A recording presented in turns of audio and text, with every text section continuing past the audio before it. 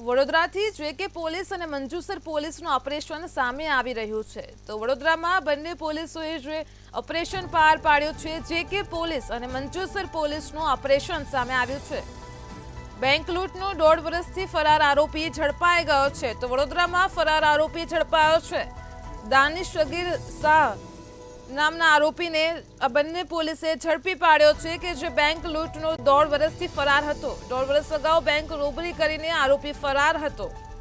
તો પોલીસે મોબાઈલ લોકેશનના આધારે ખેલ પાડ્યો છે ફરાર આરોપીને ઝડપી પાડ્યો છે સિક્યુરિટી ગાર્ડ તરીકે ફરજ બજાવનાર દાનિશ ઝડપાઈ ગયો છે 1.5 વર્ષ અગાઉ દાનિશ બેંક રોબરી કરીને ફરાર થયો હતો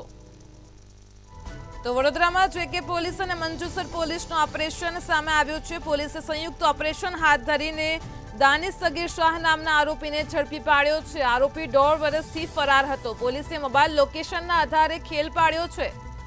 અને બેંક લૂંટના 1.5 વર્ષથી ફરાર આરોપીને ઝડપી પાડ્યો છે સિક્યુરિટી ગાર્ડ તરીકે ફરજ બજાવતા દાનિશને ઝડપી પાડવામાં આવ્યો છે